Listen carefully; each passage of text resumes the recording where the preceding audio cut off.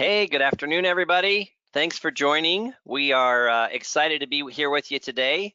We're going to get into things in just a couple minutes, but we are going to just hold for a few to let folks join. We've got about 48 people with us now, so I'm just going to give it about a minute and 30 before we will get started. Remember that you can use the chat functionality to send a message to myself, Alycia Anderson, our presenter today, or the Grace Hill team who is here with us as well. And if you want to, go ahead right now and send us a message and let us know where in the country you're joining us from. I'm here in Richmond. Alycia is in Roseville, California. And Stephanie Anderson is in the back seat here driving things for us, but she's also here in Richmond. So glad to have you join us. But let us know where you're joining us from. And we'll get started here in just a minute or two. Great. Yesterday was the first day of summer.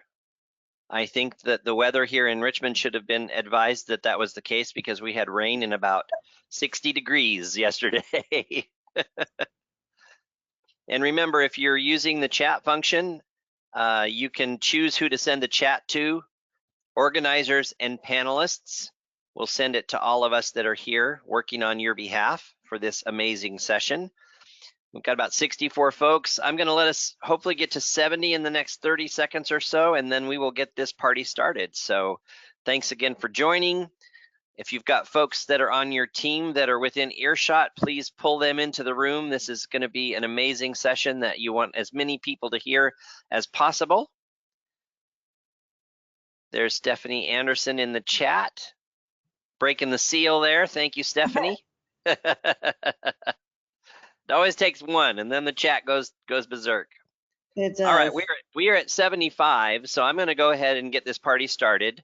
Hello and welcome to today's webinar, Intersectionality and Embracing Equity Through the Lens of Disability. My name is Steve Wunsch, and I am the Vice President of Learning and Development at a new property management company in Virginia called Capital Square Living.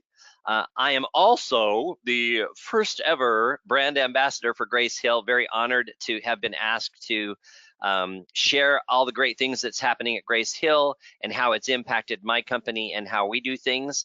I want to personally thank you for joining us here today.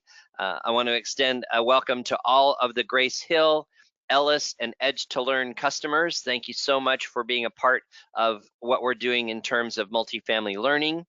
Today's webinar will discuss intersectionality and perspective on the complexities of disability and how that relates to an individual's overall identity. We're going to further explore the depths of intersectionality as being both an advantage and a disadvantage in our daily lives, and how important it is to understand the difference between equity and equality, because there is a distinct difference. Before we get started, I just have a couple of housekeeping items. Today's webinar is being recorded with limited access. And what does that mean? So what it means is you need to stay for the entire session, because this content, unlike other Grace Hill webinars where we're able to record, send the recording, and then at your leisure you can review the recording, because this content is proprietary to the Alycia Anderson company, this will be shared for a limited time after the webinar is done.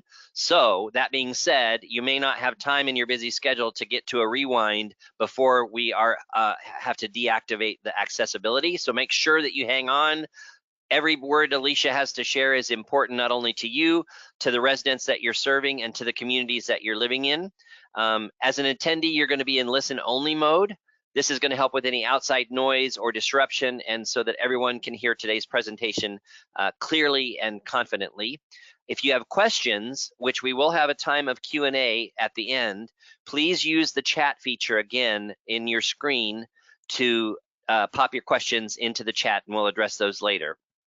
Now, for the good part. I am so excited to formally introduce you to my good friend, Alycia Anderson. Alycia and I work together at Knock, which is a CRM company, a SaaS company in the multifamily space. And I think the only reason I got hired there was so that I could meet Alycia. And she'll tell you a little bit about how we've worked together in getting her company off the ground. But she's amazing. As you can see from the picture here, she lives a life that's very different from most of us that are on this call, but she deserves the same rights and access and opportunities that everyone else does. And that's a big part of her platform: inclusion, disabling ableism, helping people to see folks through a lens of equality and accessibility versus, oh gosh, I'm so sorry you're in a wheelchair, you know. So I hope that you will listen with bated ears, because the message that she shares is impacting people, and it's impacting people all over the world and in companies that are not multifamily companies. She's spoken for Nike. She's spoken for Abercrombie and Fitch. She's speaking for international alliances for equitability, diversity, and inclusion for folks with disabilities. She's an amazing person. She's a wonderful speaker, and I can't wait for you to learn from what she's got to say. So I will shut up now, and please welcome to the stage, our virtual stage, the fantastic Alycia Anderson. Oh my gosh, I need to keep up with your greatness. Thank you for that introduction, Steve. I'm so excited to be here. Thank you to Grace Hill for inviting me back. We have partnered several times, and it's an absolute honor and privilege to work with you all. It's a privilege to work with you again, Steve. My career started in multifamily. I've worked in multifamily for, gosh, like 18 years or something like that. And that's really where my advocacy has begun. It's where I've had the opportunities to really start to explore the content that, yeah, I'm actually now delivering to global companies. Sometimes I can't believe some of the things that I'm doing. So, and Steve was always a believer, impossible for me, and he pushed me to speak, and he was a mentor for me. And when I had probably not much craft in what I'm doing. So I appreciate all of your support in my career, Steve, and I'm trying to keep up with your greatness on the stage. So. All right, well, I'm gonna shut off, and I'll join you in a little while later. Okay. Thank you for having me, for having this opportunity to be back in multifamily with my peers at this amazing event is inspiring to me. And these are the moments that matter in our lives. These are the moments where we can begin to discover more about each other and more about humanity. And today we're diving into the topics of intersectionality, disability, embracing equity. And in doing this, I plan, and hopefully you will as well, to seize this great opportunity to create further equitable avenues of inclusion for all of us, for our employees, for our residents, for our friends, for our family, for everyone. And we do this by being intentional in making adjustments along the way, creating room for others that might not look like us, recognizing that we don't all start from the same place, we do not all come from the same backgrounds, and these imbalances, we're required to address them along the way. And it requires us to be adaptable, it requires us to be creative, and the end goal being, if we work on these things together, we're more likely to have an opportunity to reach the finish line of life's opportunities together.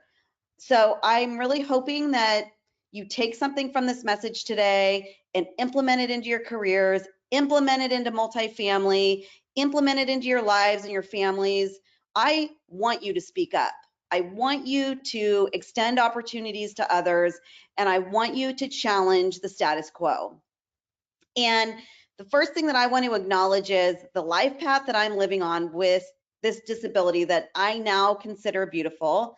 It's powerful, and it is core to what makes me me. My disability has been a part of my many layers of identity, and it's a piece of what makes me who I am today. Is it hard sometimes? Absolutely, of course. But what I've also learned in this process of living with my disability is the hard things in my life is actually what has made my life so rich and so interesting. And overcoming the hard things in my life has given me the drive to be motivated to try again and to overcome more and create more opportunities for myself. And guess what? Your differences are exactly the same. They are powerful, and they are absolutely core to what makes you you. And your differences, whatever they are, and the layers of them are your identity. And once I learned to embrace my differences, which took my lifetime, honestly, it's led me to my life's greatest opportunities.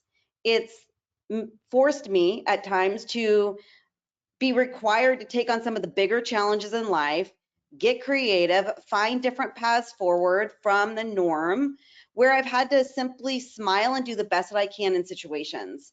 But this has been a lifelong journey of self-acceptance of my identity and the single greatest adventure of my life. Today, we're going to dive into the topic of intersectionality and disability and embracing equity and all of that good stuff. And I want to kick the day off by sharing with you some impactful stories that have inspired me into my speaking business, my advocacy work that I'm doing today. And whether I have read about them in the history books, or I've enjoyed their creations, or I benefit today, or we all benefit today from their advocacy, they've inspired me to push forward and make an impact in my life, but they've also impacted our world greatly. And once I share their stories, I'm going to share my story and introduce you to this whole idea of equity and intersectionality and all of it. But the thing that all of these people that we're going to talk about today have in common that you might not know, some you do, some you don't, they all have a disability. And so thank you, Grace Hill, for inviting our story, our piece of the pie into your programming and including disability in it. So let's jump in. Frida Kahlo. She is a role model for artists, for people with disabilities. She's considered one of Mexico's greatest artists ever. When she was 6 months old, she contracted polio, and the condition made one of her legs shorter and thinner than the other. She was bullied by her peers. The disability and the disease isolated her for long periods of her life. When she was 18, she was in a bus accident where she broke every bone in her body and had to endure 30 surgeries to sustain her life.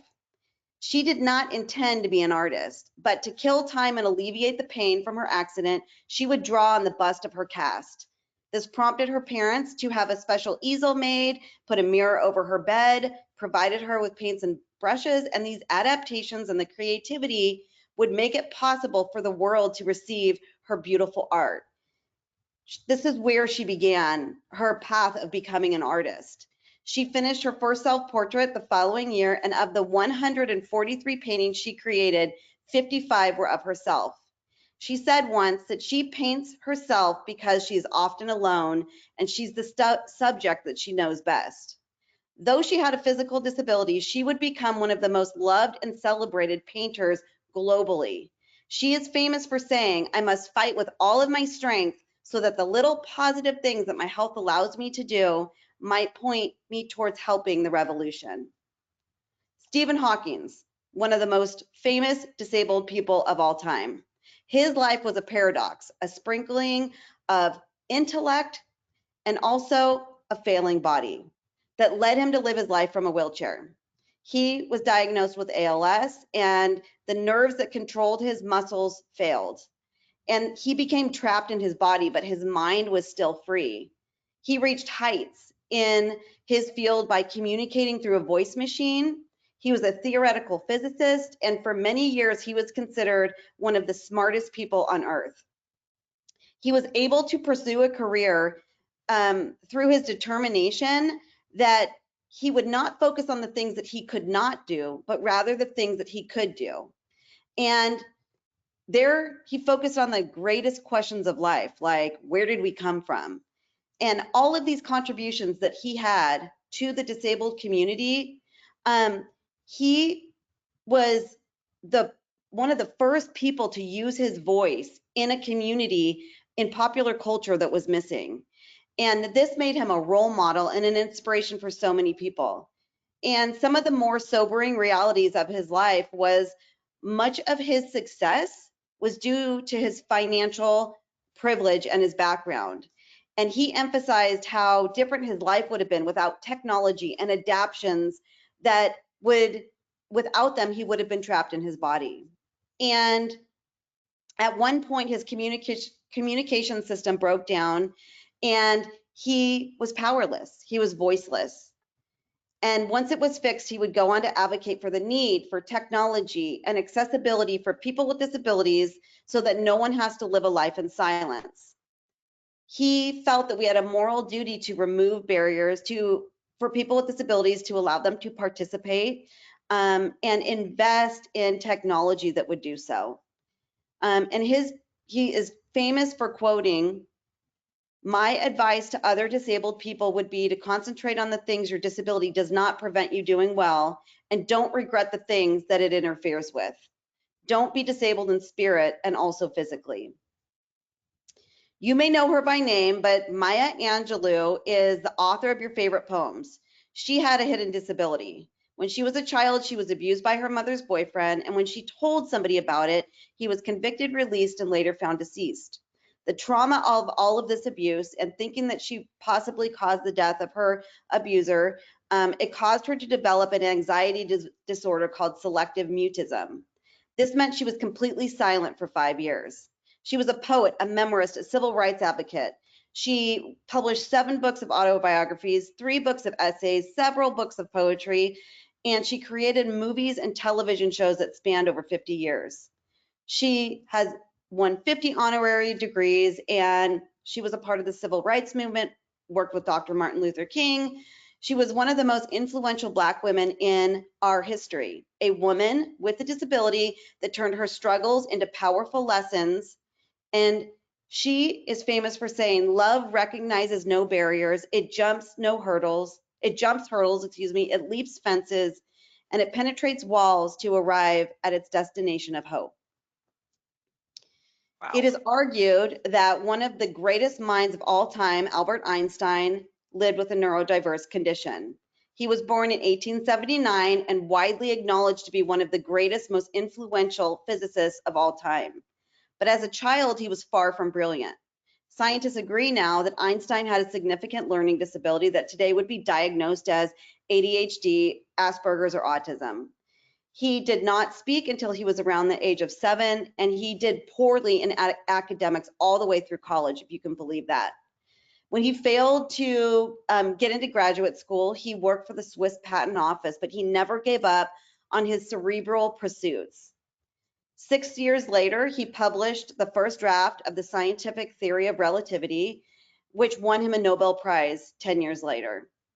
He made important contributions to the development of quantum mechanics, and his influence and his work and his intellectual achievements result his name Einstein in becoming synonymous with genius. He is famous for saying, "In the middle of difficulty lies opportunity."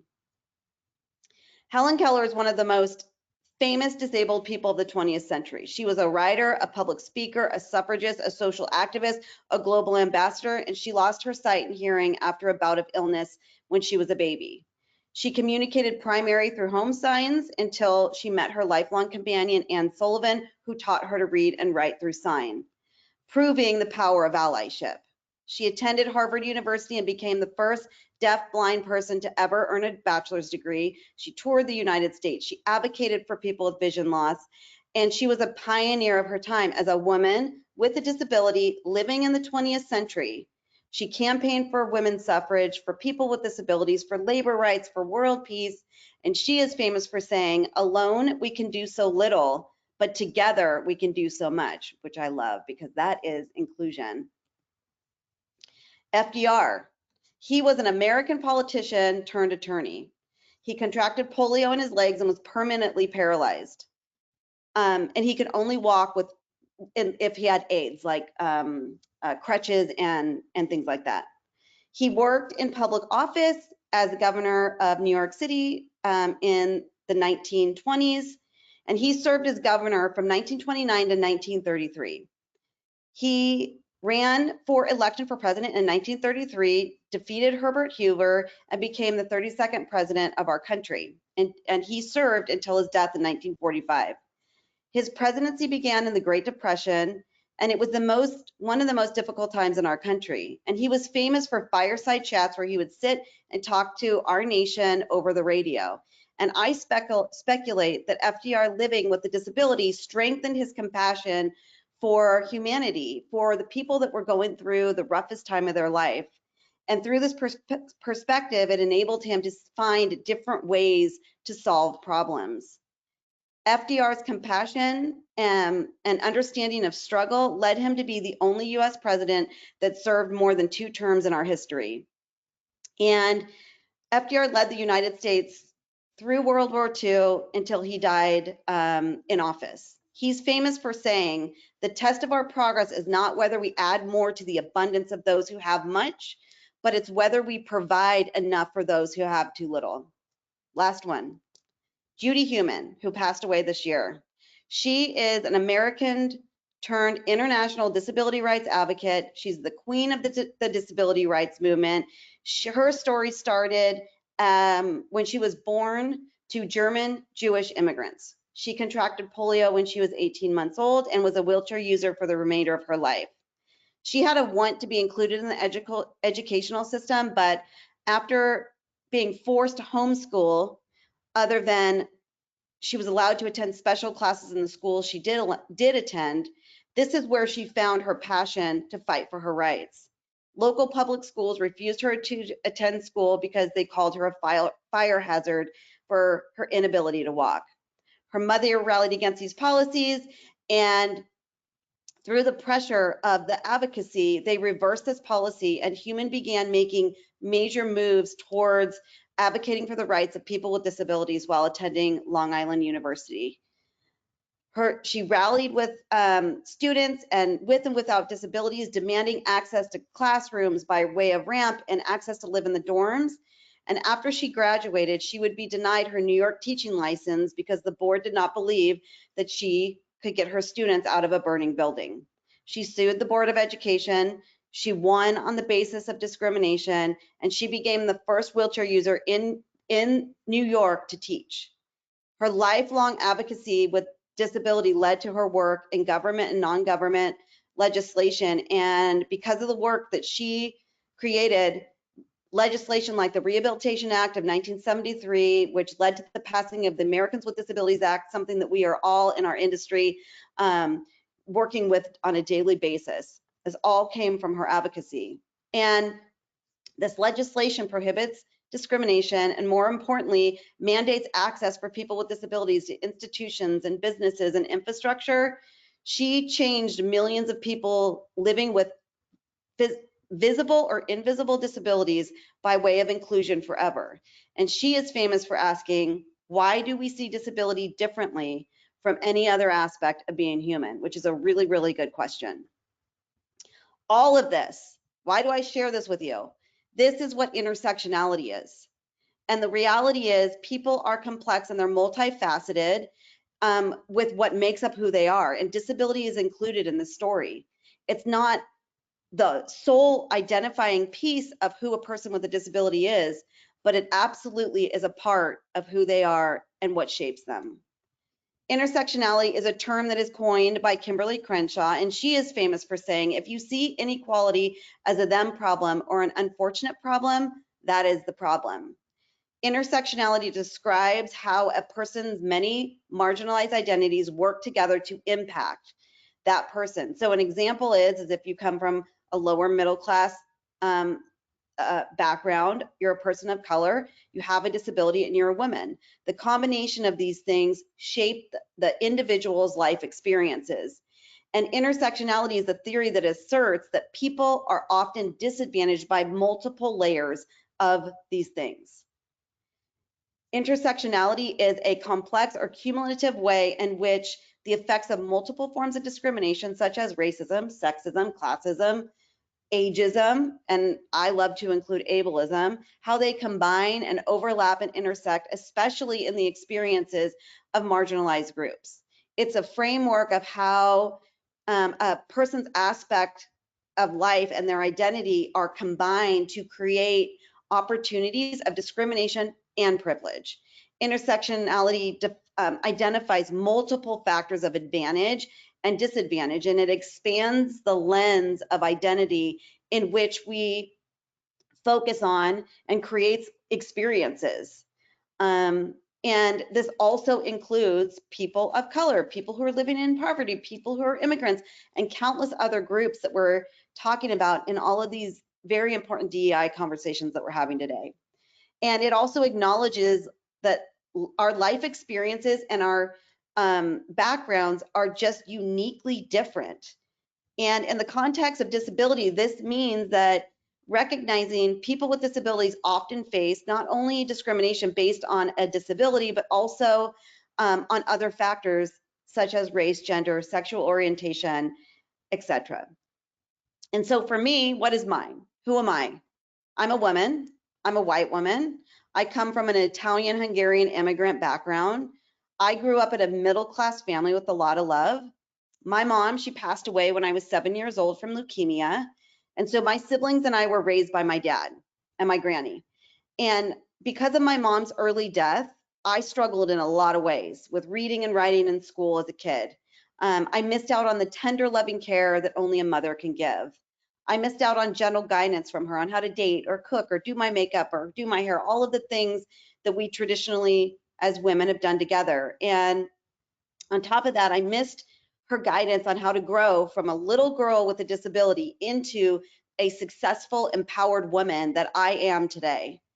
And my dad did all that he could do to fill the holes from my mom's absence. He would take us to our granny's house an hour away almost every day, and she would fill that internal connection. I am physically disabled. I live my life from a wheelchair. So to quote Lady Gaga, I was born this way, and I have lived my entire life from a wheelchair. My disability is called sacral agenesis, so it's basically underdevelopment of my spinal cord, sprinkled with a good amount of internal invisible disabilities. My disability, most would consider complex and severe, but for me, it's simply who I am. I've endured, like Frida, countless surgeries to sustain my life. Orthopedic surgeries to correct my legs and my feet and my ankle, you name it, it was done. But the much harder, scarier stuff, major internal reconstructive internal surgeries throughout my life to sustain it.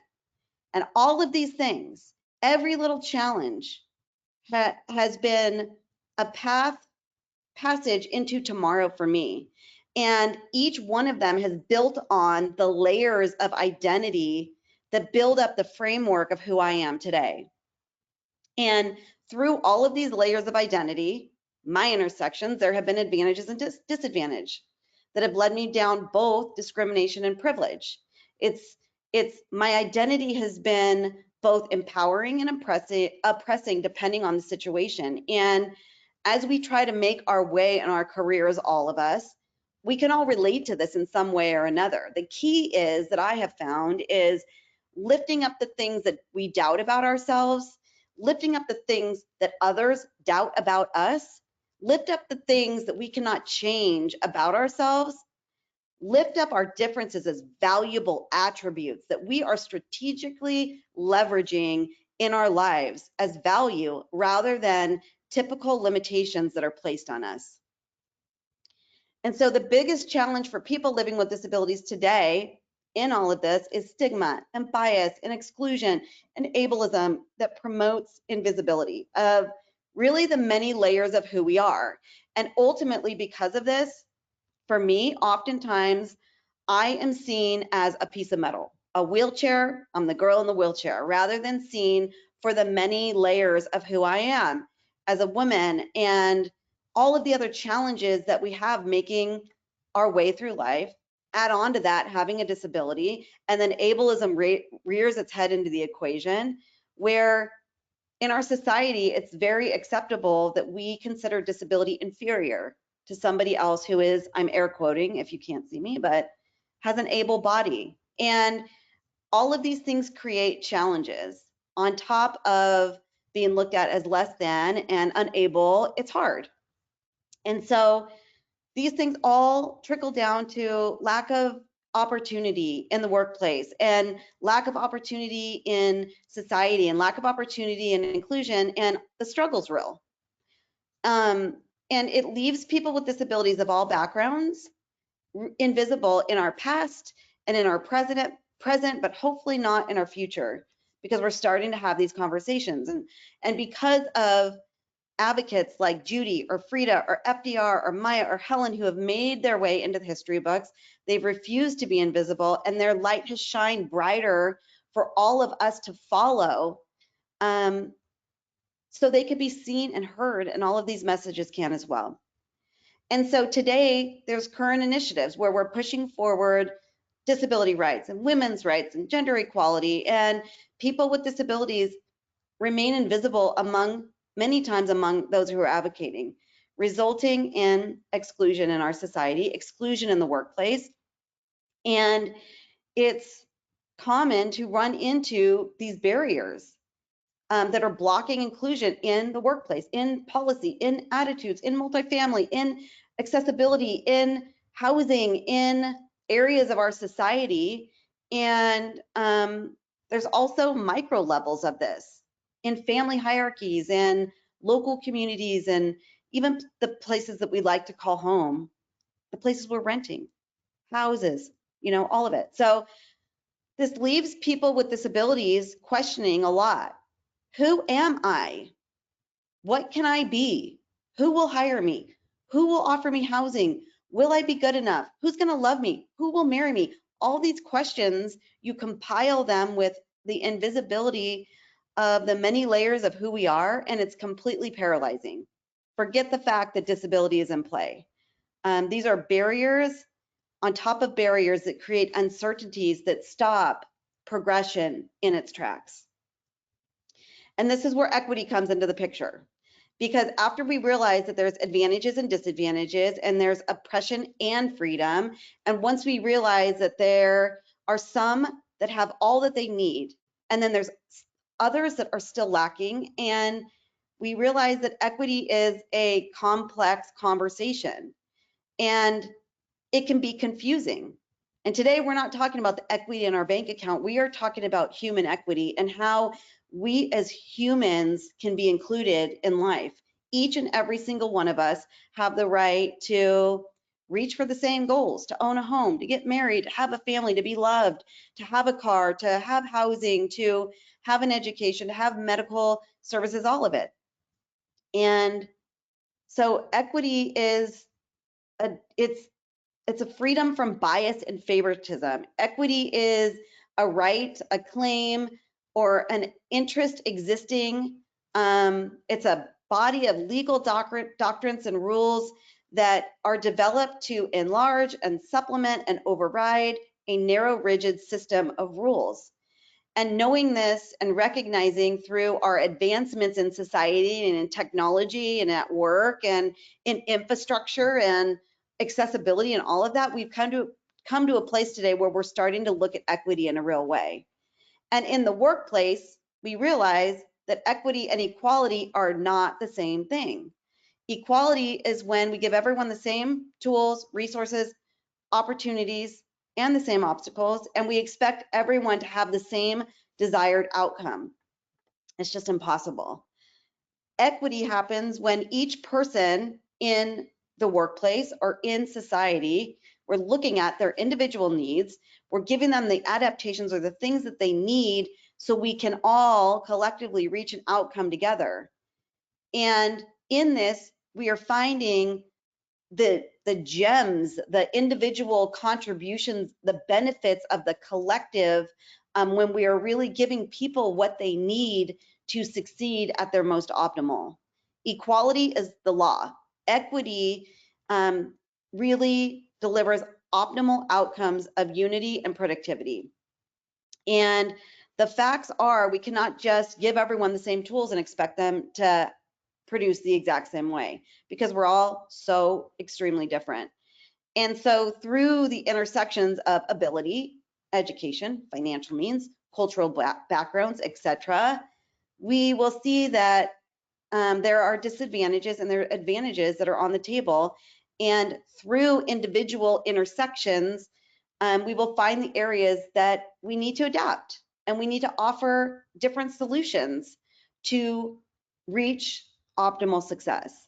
And in this, equity is formulated And that formula being, we need to meet people where they are, provide the access, tools, resources that enable them and then the collective to reach the finish line of life's success together. And the key is moving from where everyone is allotted the same thing to where everyone is given what they needed to perform. Equity creates purpose, and in an environment where individual talents really start to blossom. And so you can see through all of these stories that I've shared with you today of these famous people, and even mine in a small way, that the intersection of disability and recognizing it as a piece of identity is powerful, and it can contribute to massive impacts, not only in our industry, but to our globe, our world. And we have to remember that disability is complex, it's widely varied. Oftentimes, the idiom, everything but the kitchen sink, comes to my mind because we lump disability in one kind of check off the box. But the reality is there's thousands of conditions, impairments, variations, combinations of disability. And so we need to be aware of this catch-all, the disabled person thinking, because we're ignoring the individual and all of the differences that each of us have. And because of the nature of disability and how we look at it through the ages, we're oftentimes we're looking at people with disabilities as they're less than, and we're overlooking their identity, and we're ignoring or discounting them altogether. And so this leaves us in a position in our society where we are invisible. And if we're failing to see the individual person and all of the layers, then we are failing to see, we're failing the process of inclusion of individuals and groups. There are many sides of the coin of disability. Disability, we're having these conversations in the workplace all the time right now. The different types of disability: chronic, permanent, situational, temporary. A person can be born with a disability like me, or they can acquire one suddenly. Many disabilities are onset, a gradual process, aging, illness. People with disabilities can be visible or apparent, like mine, or invisible or non-apparent. And that's 80% of the people that are coming into your leasing offices, that are in your family, that are your friends, that are in society. 80% of people with disabilities have non-apparent disabilities. You wouldn't even know that they're there. And when it comes to disability as an identity, depending on the person or the situation, we're either solely identifying the person as a wheelchair, or on the flip side, we're disregarding the disability altogether. I don't even see you as disabled, as a well-thinking compliment. But what we're doing in either side of the coin is we are dismissing part of their identity. And for me, I would never want to dismiss being a woman or being disabled. So flipping this conversation around is really important. And there's the statistics, the mathematical attempts that we've made to determine what disability is. It's the largest marginalized group in our globe, 1 billion people, 1/7 of our global population, 26% of population in the United States. And what's more staggering about all these numbers is this is only the numbers of people who are willing to raise their hand and identify. And identifying is a personal choice also. But when you think about it in this way, and you consider that disability is the one factor that crosses all racial, cultural, and gender lines, what we realize is disability is not the thing that separates us. It's actually our common ground. So all the work that we do to advocate for these things, to advance legislation, to create housing and space for people with disabilities, it benefits all of us. I would never consider myself in the league of Frida or Maya or Helen or Judy, but I have faced a lot of the things that they have in their lives and endured similar obstacles in my life path. In fact, most of my life, I have been the first to do this or the first to do that.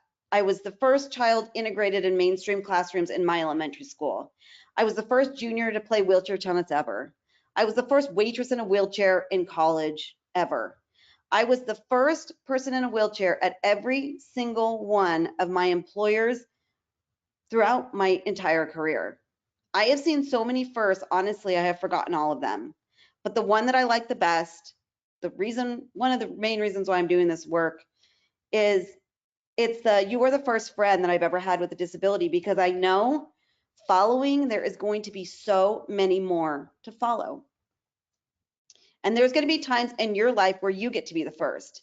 And I'm hoping I inspire you to face your fears and go after that chance to be the first, to uncover possibilities in your own futures, to be a bridge for people to believe in the things that they have not prior, realizing that when we are the first and we're doing things that people might not be familiar with, they're watching us, they're absorbing. So why not make the proactive choice to make our actions count? Our actions widen the doors of opportunity for those that will follow us. And so today, I sit here, I'm motivated, and I encourage all of us, no matter your background, disability or not, to be loud, to be the pioneers of your visibility and each and every single one of your many layers of identity, and to find strength in them and to pursue any dream, any career, any goal that you are dreaming of, no matter the adversity that you think is presenting itself in front of you. And so I want to circle back to the very important theme of today, which is intersectionality and embracing equity.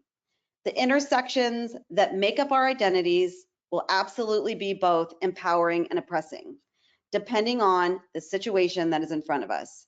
And as we make our way through our careers, through our lives, we need to keep that in mind. The key is to lift up the things that we doubt about ourselves, lift up the things that we doubt about others, lift up the things that we cannot change about ourselves, and lift up our differences as golden value that we can leverage in our lives rather than try to hide away. And by learning to accept these differences, learning to accept limitations, learning to accept doubts for what they are, we acknowledge in that their existence, and then we're also able to see where we need to shift, where we need to adapt, where we need to think outside of the box to open up opportunities. And in this, we discover what is needed to overcome them. And this takes true reflection in our own space. It takes looking at what is extravagant versus necessary, and it reveals wants versus needs. And the key is finding solutions and paths that empower us and empower our teams, empower our residents, so we all feel valued and heard and respected and included and dignified. And in that, knowing that every solution is going to be different. Like, this is not a check off the box scenario. This takes a lot of work. But when we start to put in the work, we create equitable opportunities for everyone. Our stories are gold. Our stories define who each one of us are. Our stories define how we have found a seat at the table of life's opportunities. Our stories define who has yet to find a seat at the table of life's opportunities. And our stories define whose voices still need to be heard.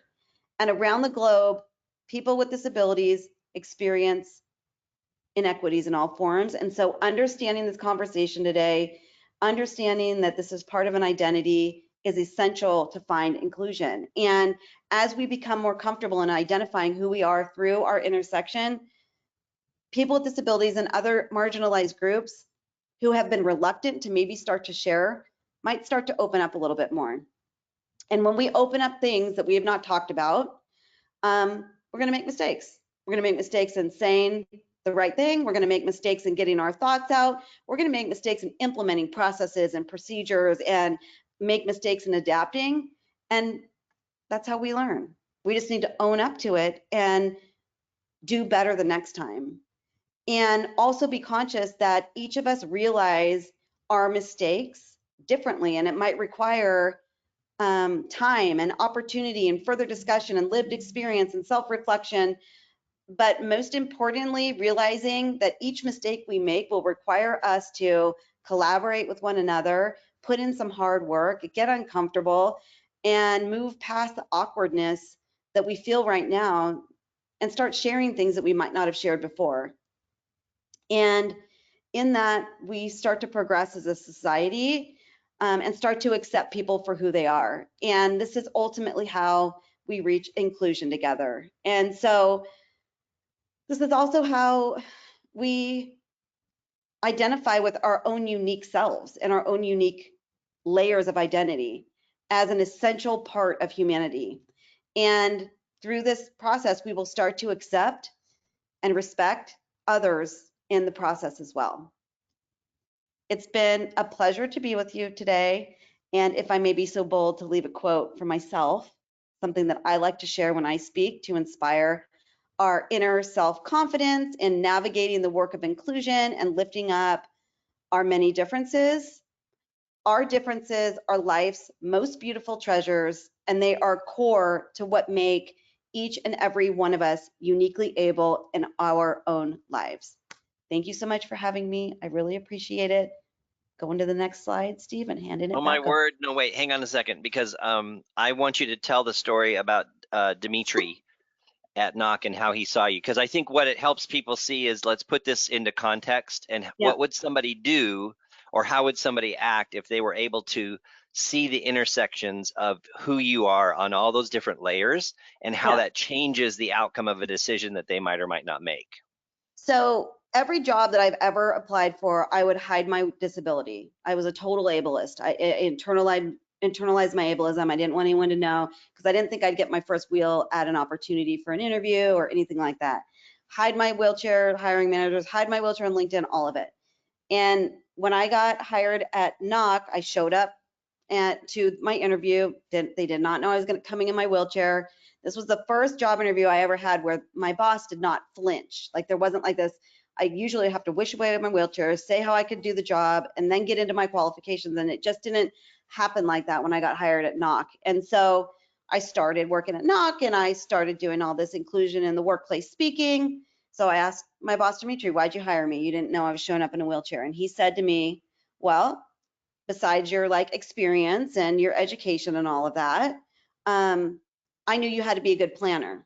I know that with your disability, you need to plan, pre-plan, plan some more to do the same job as everyone else. And I knew that proficiency around planning would translate to your work. And he not only saw beyond my disability, but he looked at my disability as a core piece of who I am that made me qualified over everyone else that was applying for this position. And this is where we're going in the workplace right now and in our industry, where we're looking at differences as valuable, that is something that we can leverage instead of it being this typical limitation of they can't, they won't, they're different, they don't know, da. Yeah. So it's powerful. It's really, really powerful. Yep. I love that story. I love it. So thank you, Alycia, for guiding us through this really powerful and impactful conversation. Before we dive into Q&A, just want to remind our audience that if your team is struggling with any of the topics discussed today, our team at Grace Hill is here to help. We truly understand the struggles of compliance, along with the excitement of diversity, helping people advance in their careers, giving them the training and development opportunities that they need to have that piece of equity, right? And so much more. With our industry-leading policy, surveys, training and assessment solutions, Grace Hill can help you to proactively set the standard for your team while giving them the professional development that they crave and honestly, that they deserve. Our experts are available for personal demo and consultation after today's webinar. So you have the opportunity to discuss your team's goals and aspirations. If you're interested, please take a moment to text the word ableism, ABLEISM, ableism in the chat box, and a member of the Grace Hill team will be sure to connect with you shortly. And then Alycia, if you want to go ahead and advance to the next slide. If you thought today's content was engaging and inspiring as much as I did, Then there's more to come. Just wait, there's more. Next month, Marcy French, who is also a good friend of both Alycia and mine, will be joining us to share her expert knowledge on leadership languages. And in this webinar, she's going to help us understand the importance of leadership languages and how to use them to motivate your team members to success. So that's going to happen on July 20th, 2 o'clock Eastern time, and we hope to see everyone on that webinar. You can scan the QR code there right now if you want to go ahead and register for that today. But now, the best part is let's get to Q&A. So I'd like to ask any attendees to put your questions in the chat box on your screen, the questions box. We'll answer as many questions as time will allow. We've got about 10 minutes for Q&A, which is awesome. And the first thing that came through, Alycia, was from Jay. He said, "Hi, Alycia. I was in a class with Marcy French, oddly enough, on Tuesday, and she especially said to say hello." Oh, cute. I love Marcy. I'll be attending her presentation as well. Yes. Hi, Marcy. Hi, Marcy. We got a little heart for Marcy. This question comes from Marcella. Do you have examples of organizations who are successful at proudly and loudly representing and recruiting team members with disabilities? Yeah, I mean, I can give general organizations. There's companies out there like Microsoft, Apple, Target, Etsy. There's certain companies that are not only from a representation standpoint, putting just like embedding disability into their overall marketing from the front end, which drives consumer, right? Like if I see somebody who's using somebody with a disability, I'm going to continue to come back because, well, frankly, it's rare. It's becoming more prevalent, but they do a very good job, not only of representation, but also embedding accessibility practices as a philosophy in not only their front end outreach to their consumers, but also for their employees. And if you're embedding accessibility as an overall philosophy rather than it being an after the thought, check off the box, oh, the ramp is da da da da da da, you're opening up opportunities for hiring, for hiring people with disabilities to be your expert in all those things, for consumers, for people buying from you, for people that have disabilities even access your tools and services. So those are some of the companies, and there's a lot of them now, but they embed disability inclusion and accessibility in an overall philosophy. And what it really does is it advances innovation. We're using tools today like Siri and texting and closed caption, like so many things that were developed for accessibility that we all use universally. So there's a huge return on investment to start to shift our like kind of compliance, check off the box, okay, that's done, to embedding these philosophies in an overall business. There's a massive return on investment. There's a ton of studies out there right now, and research the curb cut effect. That is a great article on how curb cuts, and now we all use them because they're functional. They create space, universal space, intuitive ways to access your company, and then disability or not, we're using those things. So great. Yeah. Love it. We have a question from Tandy. I love your name. Yeah, me too. How can we do better as an industry, so multifamily, to recruit, hire, develop, and promote disabled persons? So that's a great question, and I get that one a lot. And thank you for asking it. I love the work that I get to do in multifamily because I have a personal tie to it, right? Like I was a disabled executive working in our industry for a really long time. And there was times where I have been excused off properties, like literally because they'd been sued by ADA and they didn't allow people in wheelchairs on their property, to totally invited in. And so we definitely have some work to do in our industry to normalize this conversation. And absolutely, it starts with having things embedded into your processes, like having initiatives around hiring people with disabilities, like recruitment. Where do you go? How are you finding people? The accessibility thing, having those tied in, making sure, every company, almost every company, it seems like every company has DEI initiatives and ERGs. Do you have one that's focused on disability? Because you're showing your employees that this is a safe place. It's something that you care about, and people start to raise their hand and they want to be a part of the conversation. Alycia, what does ERG stand for? So for those of us, employee resource groups. So right. usually under the diversity, equity, inclusion umbrellas, companies are creating, different groups. LGBT groups, Thank you. disabilities groups, single Disabilities, moms. yeah, and Yeah. disabilities often left out of that.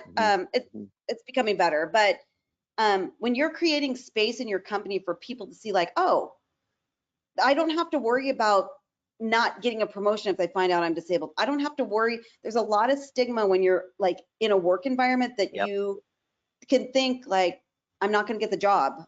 They're going to think I can't do it. And so disabling ableism and flipping those things off and starting to create space that you're seeing it prevalent or more prevalent in your company opens up not only for your employees, again, but for product advancement and for your residents. Like if residents, 80% of your people have an invisible disability, they're disabled. So they are coming in, and if they see something that's like, oh, wow, your technology has closed captions on it when I walk in and I can know where the site map is or whatever that might be, like that's a green light into, these people, I don't have to be afraid to be who I am.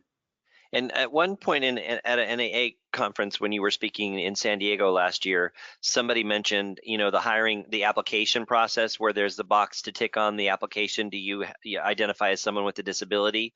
And versus just leaving the conversation there saying, if you do, what accommodations might you need in order to be successful in this role? And being not afraid to put that conversation out there is another great way to enhance how we approach the world with folks that have disabilities as well. Yeah.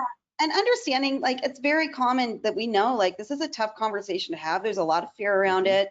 We're really afraid we're going to make mistakes. But from my experience, we've been stuck my entire life because we're afraid to say a word, say disabled with capital D, let's shout it out. Because we'll progress as humanity. So that's what I'm trying to do with this business. Good. I'm glad you are. Question number 3 coming in from Sue. Do you have a book or podcast that you would recommend for others? So I don't have a book coming soon. I need to figure out how to do it. So if anybody has advice, please reach out to me, because it's every year I'm I'm going to do this project instead. But today my podcast just launched. It's called Pushing Forward with Alycia. The trailer's out. It goes live next Thursday. So please go to my website and subscribe. I would be honored. Oh my God, that's so crazy that you just asked me that. What platform is that on? Is that on Spotify? On every platform. Okay. It's on every platform. Yep. So I would be honored if you would be interested to listen to my podcast. So Pushing Forward with Alycia. That's what we're doing. Pushing forward. There we go. There we go. Marcy is on our call, who's speaking on the 20th of July. She said, would you please share your language preference? I have a disability, or I am disabled, or something else altogether. I know this isn't a monolithic opinion, but she'd love your perspective. Monolithic. I love that word. You're so smart. Thank you for bringing up this. This is one of the questions that I get asked all the time. Preference, right? Language preference. Language is important because it's important, right? We need to be respectful. The thing with language for people with disabilities is it's really a personal choice, and that is such a vague, but there's kind of two theories. Person first theory, which is person and then to the disability. I'm Alycia, I'm a woman with a disability. There's identity first, which is the disability and then the person. So I am a disabled woman, and it puts the disability in more of a powerful place, and identity first puts the person before the disability. Both, it's a personal preference, both work. And to be honest, for me, I use both. There are certain times where I want to shine more than my disability, and then I will get up on that TEDx stage and say, I am a disabled woman, let's go. You know what I mean? So I think we need to Marcy's brave point of asking the question, you just need to ask, what is the best words to use? And if you use the wrong word, and you say, I'm sorry, thank you so much, I'll do better next time. So curiosity versus judgment, right? 100%. Final question, because we've just got about a minute left, from Jana. what are some suggestions how a recruiter could promote an inclusive environment when advertising open positions? Well, I think it comes a lot with like the representation and seeing things. Also, like being very obvious that you have accessibility tools on your website, accessible documents, like things that are inviting people with disabilities to actually have access. But from a recruiting standpoint, there's also a lot of really cool companies out there right now. There's one called Inclusively that does recruiting specifically for people with disabilities, that you can like embed that into your Yep. recruiting process, so you can find talents and different, and hiring people, like hire somebody that's blind, to be your accessibility like guru. Mm-hmm. Like they Mm-hmm. really know what they're doing. You know what I mean? Yeah. So, And yeah, even if you think about how multifamily is even changing so much in terms of like centralization, and how some companies do now embrace remote work, and look at the great work that you did here today, and right from your chair in your home.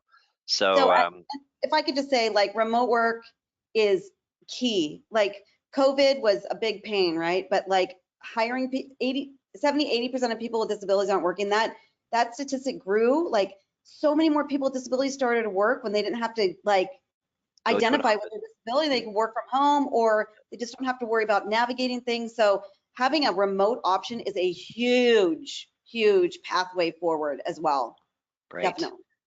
Well, such great stuff. We could I love you, talk. Grace Hill and Steve. Thank you. And everybody. So wait, we have one final thought. We still got 75 peeps with us. Final thought from Marcella, not a question, but wanted to share. Alycia, you are phenomenal. Every time I get to hear your story, and my heart bursts with gratitude for your strength and grace. I'm a huge fan, and I'm so a are we. I'm so glad that you allowed me to be a participant in this conversation with you today, Alycia. Thank you, everyone, for attending today's webinar. Again, special props and claps for our guest speaker, Alycia Anderson, AlyciaAnderson.com. And your podcast is called Pushing Forward with pushing forward. Alycia Anderson. Just With Alycia. Alycia. Pushing Forward with Alycia. So thank you, guys. Thank you, gals. Thank you, everybody, for being here today. Thank you, Alycia, and thank you, Grace Hill. And we'll look forward to seeing you next time. Cheers, everybody. I can't do that very well. That was Bye. awesome. That was awesome.